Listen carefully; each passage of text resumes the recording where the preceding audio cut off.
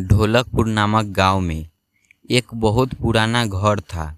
उस घर को सब लोग भूतिया और अपशगुनी कहते थे, क्योंकि जो भी वहां रहने आता उनकी किसी न किसी कारण मृत्यु हो जाती थी। इसीलिए वह घर खरीदने के लिए कोई भी तैयार नहीं होता था।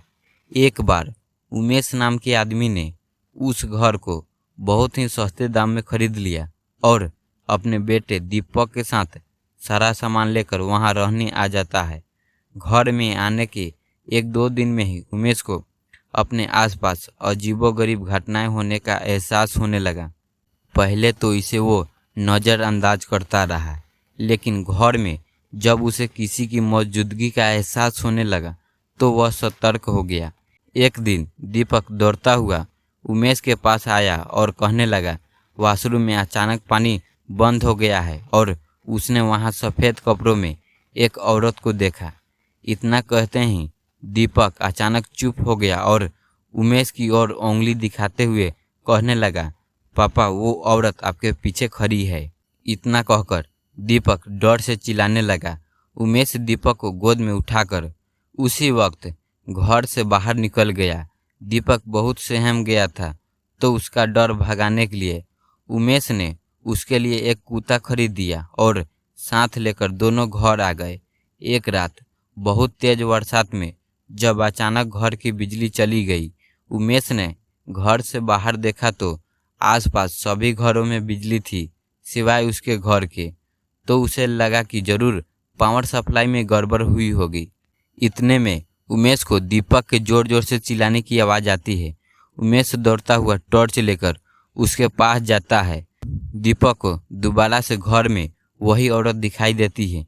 दीपक को सहमा देख उमेश उसे अपने साथ बिजली ठीक करने के लिए ले जाता है। उनका कुत्ता भी यहाँ वहाँ देखकर जोर जोर से भौंकने लगा। उमेश को आभास हो गया कि उनके पीछे पीछे कोई न कोई जरूर आ रहा है। पावर हाउस का दरवाज़ा खोलते ही उमेश को एक लाश दिखाई देती है। लाश देखकर दीपक भी डर के मारे चिल्लाने लगता है। उमेश अपने बेटे को तुरंत लेकर घर से बाहर भागने की कोशिश करने लगता है। घर से बाहर निकलते हुए अचानक उमेश का पैर दरवाजे के पास बनी लकड़ी की बनी साड़ियों में फंस जाता है और बहुत कोशिश करने पर भी वह पैर बाहर नहीं निकाल पाता है। दीपक अपने पापा को बाहर खींचने की कोशिश करता है, लेकिन काफ़ी प्रयास करने पर भी उनका पैर बाहर नहीं निकल पाता है। कोई उपाय न दिखने पर दीपक अपने कुत्ते को लेकर वापस घर के अंदर चले जाता है। तभी वो औरत दीपक को एक कमरे में खींच लेती है। कुत्ता भी उनके पीछे पीछे भौंकते हुए उसी कमरे में चला जाता है। थोड़ी ही देर में कुत्ते के भौंकने की आवाज़ बंद हो जाती है और दरवाज़ा खुद ब खुद बंद हो जाता है। वहाँ उमेश भी करीब 15 मिनट तक कोशिश करने के बाद पैर बाहर निकालने में सफल हो जाता है। उमेश दौड़ता हुआ घर के अंदर जाता है और चारों तरफ दीपक की तलाश करता है, लेकिन उसे न तो दीपक और ना ही कुत्ते का पता चल पाता है। बहुत ढूंढने पर जब दोनों नहीं मिल पाते हैं तो उमेश हार मान लेता है। उनके दोबारा मिलने का आस में वही रहने लगता है। कुछ दिन बाद उमेश बिजली ठीक करने वाले इलेक्ट्रीशियन को बुलाता है, लेकिन घर में दाखिल होने से पहले वह दरवाजे से ही उल्टे पर वापस लौट जाता है। उमेश के पूछने पर वह कहता है कि आपके घर में एक औरत, एक बच्चा और एक कुत्ते का भूत दिखाई दे रहा है। इलेक्ट्रीशियन की बात सुनकर उमेश उदास हो जाता है। उसे एहसास हो जाता है कि उसका बेटा अब कभी लौटकर नहीं आएगा, जिसके बाद उमेश वो घर छोड़कर चला जाता है और कभी लौटकर नहीं आया। भूतिया सड़क।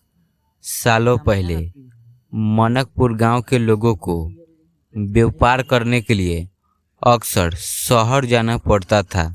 मनकपुर को शहर से जोड़ने वाली सिर्फ एक ही सड़क थी, जिसके दोनों ओर खूब घना जंगल था। घने जंगल से शहर जाते वक्त गांव वालों को काफ़ी डर लगता था, इसलिए कोई भी अकेले शहर की ओर जाना पसंद नहीं करता था। हर किसी को उस डरावनी रोड में होने वाली दुर्घटनाओं से डर लगता था। चाहे दिन का समय हो या रात का। वहां बैलगाड़ी से माल ले जा रहे व्यापारी दुर्घटना की चपेट में आ जाते थे। लोगों को रात के समय वहां भूत भी दिखाई देते थे। मालगाड़ियों की अक्सर छोटे वाहनों से टक्कर हो जाती थी और दोनों ही मौके पर खत्म हो जाते थे। इन सबके पीछे वजह गांव वाले भूत को ही मानते थे। बढ़ती दुर्घटना के कारण गांव से शहर को जोड़ने वाली सड़क से लोगों ने आना जाना कम कर दिया, जिसका सीधा असर व्यापार पर पड़ने लगा। अब गांव वालों को दूसरी सड़क बनने का इंतजार था, जो शहर को मनकपुर से जोड़ दे। गांव से कुछ दूरी पर नई सड़क का काम शुरू हो चुका था और देखते ही देखते कुछ महीनों में ही दूसरी सड़क बनकर तैयार हो गई। खुशी के मारे गांव वालों ने उस भूतिया सड़क को बंद करने का फैसला लिया।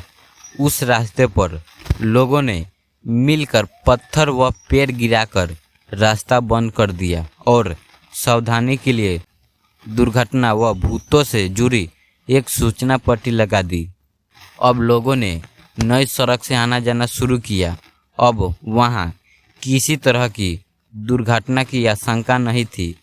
उधर भूतिया सड़क बंद करने से गांव के लोगों की मौत का सिलसिला थम गया और वे लोग खुशहाली से रहने लगे। इस कहानी से हमें यह सीख मिलता है, दुख, दर्द और गम हमेशा के लिए नहीं होते हैं। गम के बादल के बाद खुशी का सूरज जरूर निकलता है। तो दोस्तों, आज का हमारा यह वीडियो अगर पसंद आया तो वीडियो को लाइक करिए। चैनल पर नए हैं तो चैनल को भी सब्सक्राइब करिए, ताकि हम जब भी हॉरर स्टोरी अपलोड करें तो उसका नोटिफिकेशन सबसे पहले आप तक पहुंचे, बिल्कुल मुफ्त। अगर आपको हमारी कहानियाँ पसंद आई है तो हमें अन्य सोशल मीडिया पेज पर फॉलो ज़रूर करें।